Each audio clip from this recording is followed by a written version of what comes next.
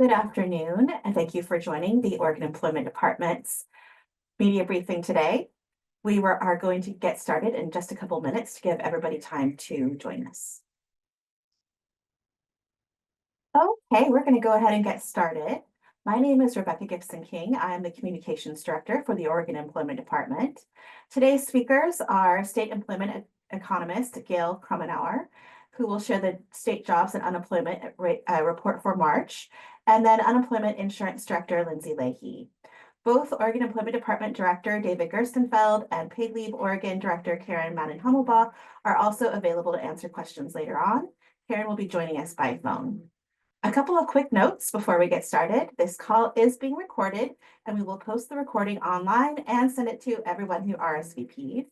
And if you have any technical difficulties or are otherwise unable to ask your question today, remember you can always send it to us at communications@employ.oregon.gov, and we will be happy to help you out. Now I will hand it over to Gail Krumenauer. Go ahead, Gail. Thanks, Rebecca, and thank you to everyone for joining us this afternoon. Yesterday morning, the Employment Department released the latest jobs numbers and unemployment rate for Oregon in March. Oregon employers added 7,300 jobs to non-farm payrolls. The largest gain occurred in private healthcare and social assistance, which added 4,600 jobs over the month. Now, much of that gain reflected workers returning after a strike in prior months. Oregon also added 1,100 jobs in administrative and waste services, which includes things like temp help, janitorial and landscaping services for buildings, waste removal, and other similar business activities. All other broad sectors of Oregon's economy had relatively little net employment change in March. Looking over the past year, Oregon employers added 24,700 jobs. That was a gain of 1.2%. While that's a little stronger than we've seen in recent months, we are still seeing relatively slow growth by historical standards. And just to put a little more context to that, Oregon reached a full jobs recovery from the pandemic recession in January of 2023. Since then, Oregon's job expansion has totaled 29,000 jobs. That's a gain of 1.5% over the past 26 months. Job gains also remain highly concentrated in private healthcare and social assistance.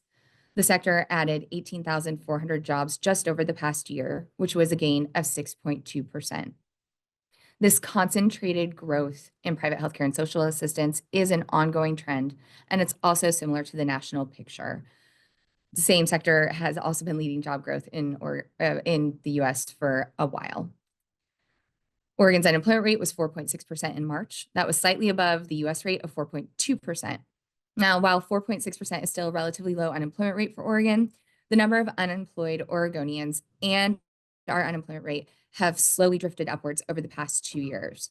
As of this March, Oregon's unemployment rate was 1 full percentage point above its most recent low of 3.6% in the spring of 2023. With that, I'll turn it over to Unemployment Insurance Director Lindsay Leahy for more comments. Thank you. Thank you, Gail, and good afternoon, everybody. Last week, the Employment Department finished validating roughly 12,000 reissued 1099-G tax forms and followed up with affected customers about what they needed to do. This process was completed on Friday, April 11th, as anticipated. We regret the errors, and we apologize for any confusion or inconvenience that they caused. We sent each impacted customer a letter and Francis online message explaining what, if anything, they needed to do. We also called customers who don't have a Francis online account to make sure that they were aware of the situation. I would like to thank our entire Employment Department team who worked diligently to make sure our customers had accurate tax information.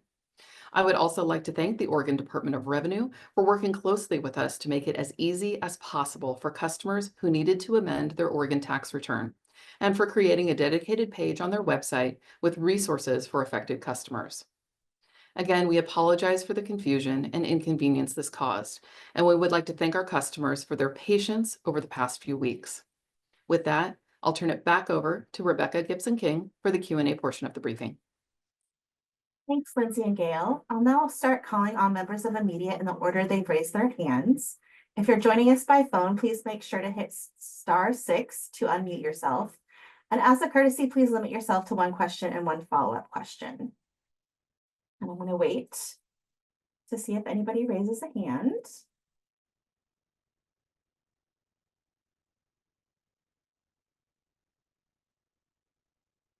And I am not seeing any raised hands, so I'm going to bring this media briefing to a close.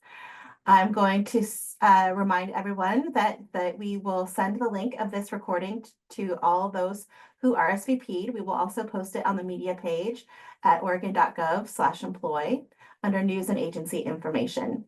Remember, you can always reach out to us with your questions at communications@employ.oregon.gov. And thank you for participating today, for your partnership to keep Oregonians informed. Thank you. Thank you. Bye-bye.